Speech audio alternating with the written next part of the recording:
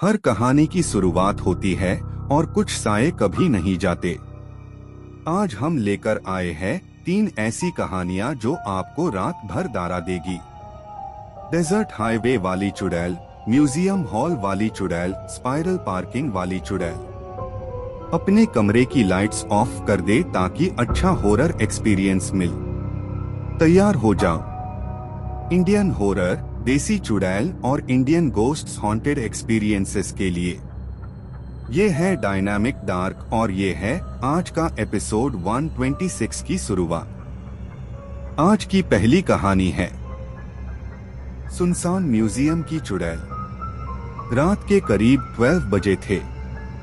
आरव शहर के एक पुराने, सालों से सुनसान पदे म्यूजियम के बाहर खड़ा था। ये म्यूजियम काफी टाइम पहले बंद हो चुका था और लोग रात के वक्त इस जगह के पास आना भी अवॉइड करते थे। लेकिन उस रात आरव चुपके से अंदर घुस गया। उसने धीरे से दरवाजा खोला और बिना आवाज किए अंदर चला गया। जैसे ही वो अंदर गया, उसके सामने एक बहुत बड़ा हॉल था। इतना बड़ा कि उसका एंड अंधेरे में गायब हो रहा था। हर तरफ पुरानी मूर्तियां लगी हुई थी। अलग अलग चेहरे, कुछ टूटे हुए और कुछ ऐसे लग रहे थे जैसे सीधा उसकी तरफ देख रहे हो। पूरे हॉल में गहरा सन्नाटा था, इतना ज्यादा कि उसके खुद के कदमों की आवाज भी उससे अजीब लग रही थी।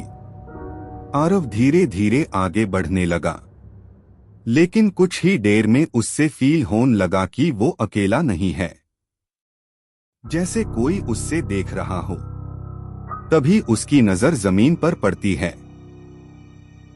कुछ गीले निशान जैसे नंगे पैरों के, जो मूर्तियों के बीच से गुजरते हुए आगे जा रहे थे। आरव रुक गया और बिना वजह उससे ऐसा फील हुआ कि ये जगह बिल्कुल खाली नहीं है। यहाँ कुछ और भी है जो उससे देख रहा है। जैसे जैसे आरव अंदर बढ़ता गया, उसके अंदर एक अजीब सी बेचैनी बढ़ने लगी। उससे लगने लगा कि हर मूर्ति उसको देख रही है, जैसे उनकी नजर उसका पीछा कर रही हो। वो जब भी अपनी नजर इधर उधर घूमता, कुछ मूर्तियां उससे अलग एंगल से देखते ही महसूस होती, जैसे वो हल्का अपनी पोजीशन चेंज कर रही हो। हर तरफ सिर्फ खामोशी थी, लेकिन फिर भी उससे लग रहा था कि वहां कुछ आवाज है, बहुत हल्की, जैसे कोई धीरे धीरे सांस ले रहा हो। आरव रुक गया। उसने ध्यान से सुनने की कोशिश की, पर जैसे ही वो सुनने लगता, सब कुछ फिर से बिल्कुल शांत हो जाता।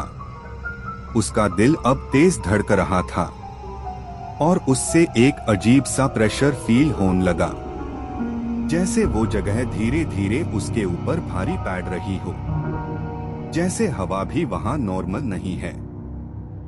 और फिर यूज महसूस हुआ कि वो सिर्फ मूर्तियों के बीच नहीं खड़ा, बल्कि किसी और के बीच खड़ा है जो चुपचाप उससे देख रहा है। हॉल के बीच आरव की नजर एक जगह जाके रुक गई। वहां एक औरत खड़ी थी, बिल्कुल एक मूर्ति की तरह, सीधी, बिना हिले, जैसे वो कब से वही खड़ी हो। सेफ्ट साड़ी, लंबे बाल और चेहरा झुका हुआ, इतना झुका हुआ कि उसका चेहरा क्लियरली दिख ही नहीं रहा था। आरव कुछ देर तक उससे दूर से ही देखता रहा। उसे लगा कि शायद ये भी एक मूर्ति ही होगी, क्योंकि उस जगह पर हर तरफ अजीब और रियलिस्टिक मूर्तियां ही लगी हुई थी।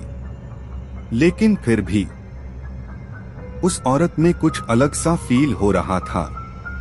बाकी मूर्तियां बिल्कुल ठंडी और बेजान लग रही थी, लेकिन उसके आसपास हवा थोड़ी हैवी सी लग रही थी। आरव धीरे धीरे उसके पास जाने लगा। हर कदम के साथ उसका डर बढ़ता जा रहा था। जैसे ही वो थोड़ा और पास पहुंचा, उसे लगा जैसे उस औरत के बाल हल्का सा हिल रहे हों। हवा बिल्कुल बंद थी। फिर भी वो मूवमेंट हो रही थी। आरव रुक गया और उसके दिमाग में बस एक ही सवाल था, अगर ये मूर्ति है तो फिर ये हिल कैसे रही है। जैसे ही आरव धीरे धीरे उस औरत के पास पहुंचने लगा, उसकी सांसें तेज हो गई। हर कदम के साथ उसका डर और बढ़ता जा रहा था। वो अब उसके काफी पास आ चुका था, इतना पास कि वो उसका चेहरा क्लियरली देखने की कोशिश कर रहा था, पर उसके लंबे बाल अभी भी उसका चेहरा पूरी तरह छुपा रहे थे। आरव ने एक और कदम आगे बढ़ाया और तभी वो औरत धीरे से अपनी आंखें खोलती है। मूवमेंट इतनी स्लो और अननेचुरल थी, जैसे वो इंसान हो ही नहीं। आरव तुरंत रुक गया। उसने देखा, उसके बालों के बीच से दो आंखें सीधा उसकी तरफ देख रही थी, बिल्कुल काली, बिना किसी एक्सप्रेशन के। पूरा हॉल एकदम से और भी ज्यादा हैवी फील होने लगा। आरव की बॉडी जैम गई।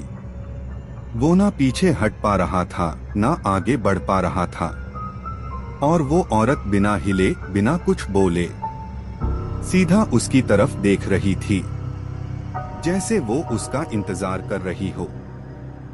आरव डर के मारे धीरे धीरे पीछे हटने लगा।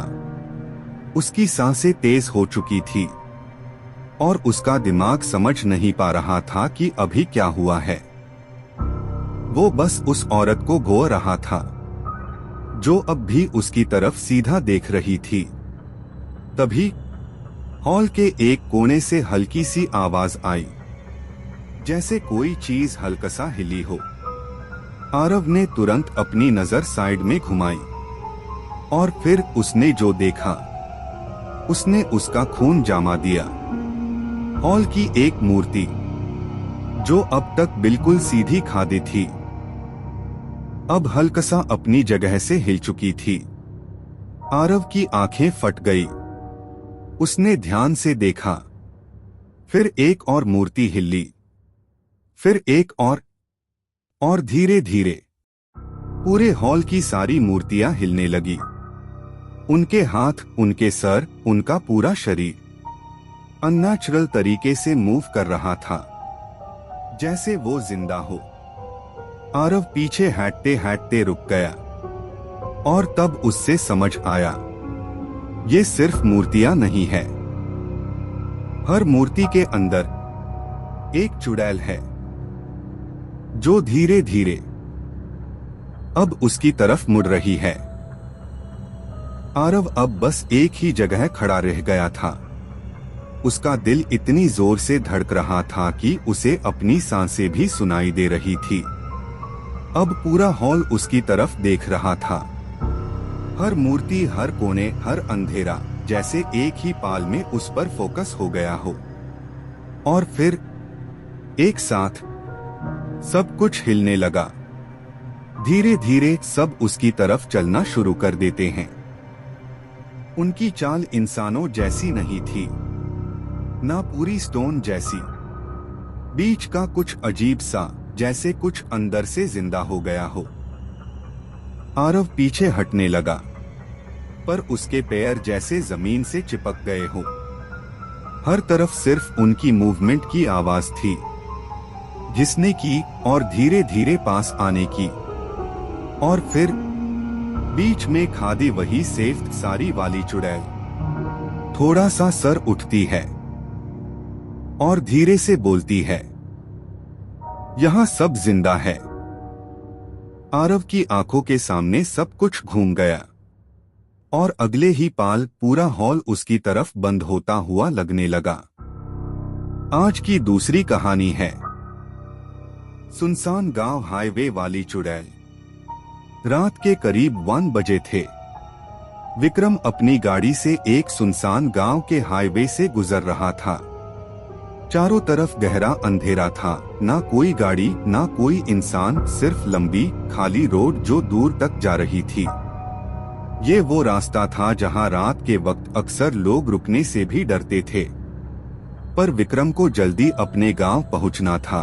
इसलिए वो धीरे धीरे गाड़ी चला रहा था। हवा भी अजीब सी शांत थी। ना पेड़ हिल रहे थे, ना कोई आवाज आ रही थी। तभी उसकी नजर रोड के बीच गई और उसने देखा एक लड़की खड़ी थी, सफेद कपड़ों में लंबे बाल, बिल्कुल चुप, सीधा उसी डायरेक्शन में देख रही थी जहां विक्रम की गाड़ी आ रही थी। विक्रम ने पहले सोचा शायद कोई मुसाफिर होगा, लेकिन इतनी रात को उस सुनसान हाईवे पार कोई कैसे खड़ा हो सकता था। जैसे ही वो पास पहुंचने लगा, उस लड़की ने धीरे से साइड हटना शुरू किया, पर उसका चेहरा अभी भी क्लियरली नहीं दिख रहा था।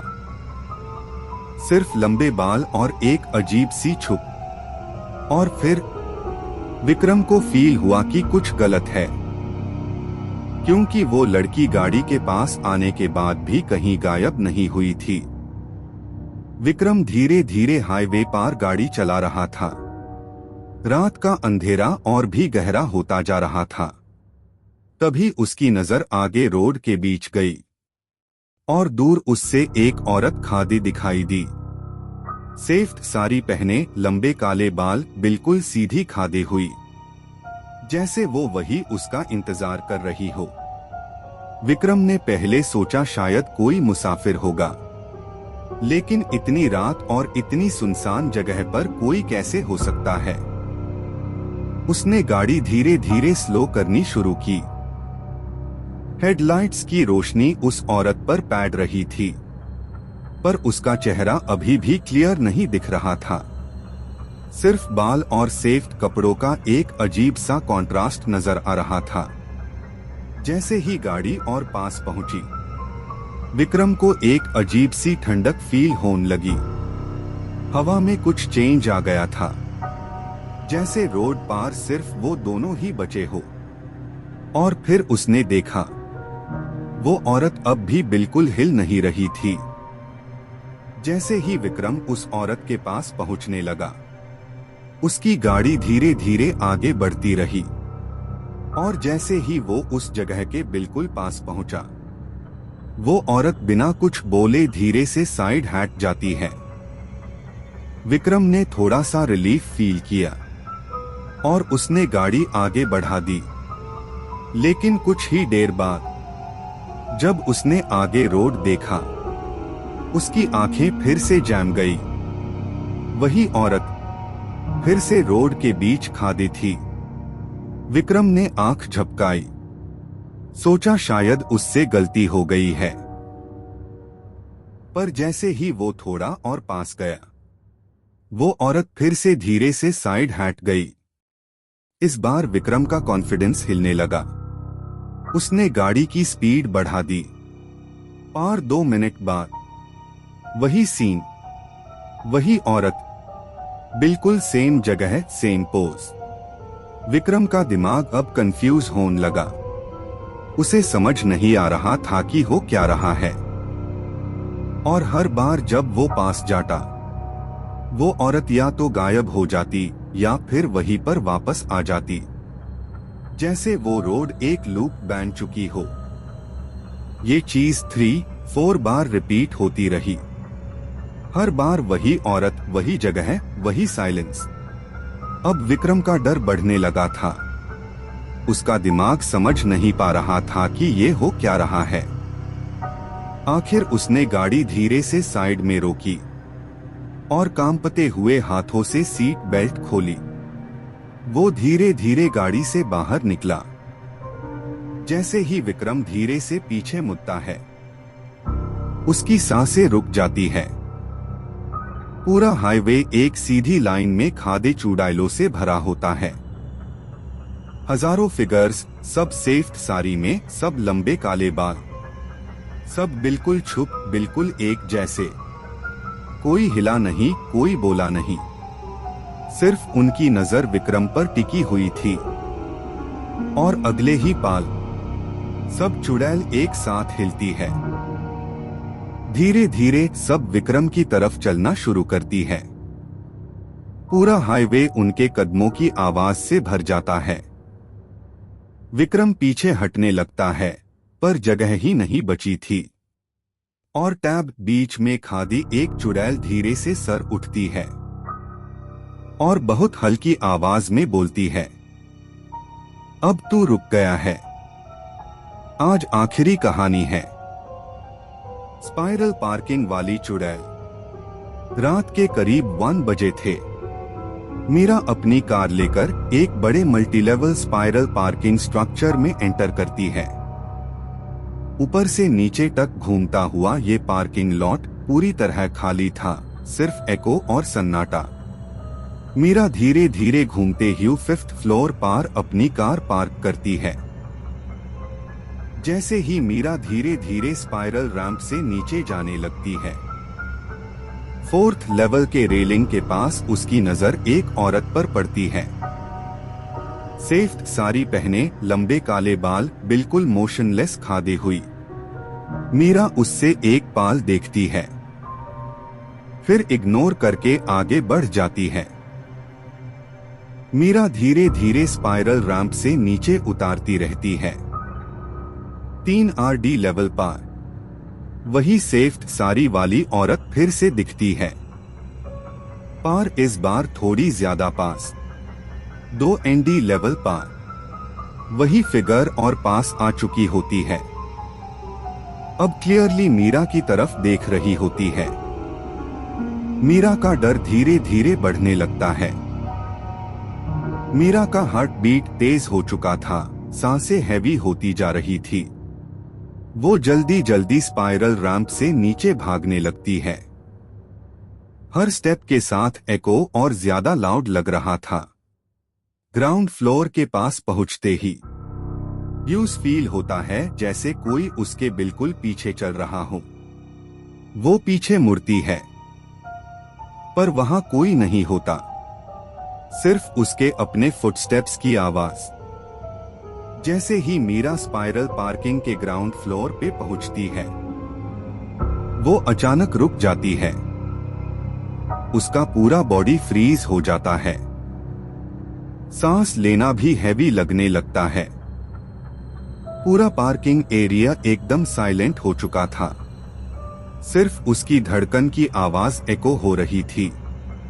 यूज फील होता है जैसे हवा का प्रेशर उसके पीछे बढ़ गया हो। वो धीरे धीरे अपना सर हिलाती है, पर पीछे मुड़ने की हिम्मत नहीं होती। और फिर उसके बिल्कुल पीछे एक और प्रेजेंस फील होती है, इतनी क्लोज कि जैसे कोई उसके कण के पास खड़ा हो। मीरा की आंखों में डर जम जाता है। उसकी फिंगर्स ठंडी पैड चुकी होती है। पर प्रॉब्लम ये थी, वहां कोई फुटस्टेप्स नहीं थे, कोई रिफ्लेक्शन नहीं था, सिर्फ एक फील था, जैसे कोई उसके पीछे खड़ा हो, पर दिख नहीं रहा हो। और अचानक पार्किंग एरिया के अंदर एक ठंडी घिसी हुई आवाज गूंजती है। ऊपर जाना आसान था। मीरा का पूरा बॉडी जैम जाता है। वो धीरे धीरे कांपते हुए पीछे मुड़ती है, और जैसे ही वो पूरी तरह मुड़ती है, उसके बिल्कुल सामने वही चुड़ैल खादी होती है। ये था end of episode 126 of dynamic dark. कौन सी कहानी ने आपकी रात खराब करी? इन कमेंट्स में बताएं। सबसे डरवाना कमेंट पिन किया जाएगा। एपिसोड 127 जल्दी HII आ रहा है। Indian horror stories are even darker and more cursed. Like करना ना भूले, सब्सक्राइब और बेल आइकन दबाएं। अगर हिम्मत है डरवानी कहानियां सुनने की, रोज 7:45 PM पर ओनली ऑन डायनामिक डार्क।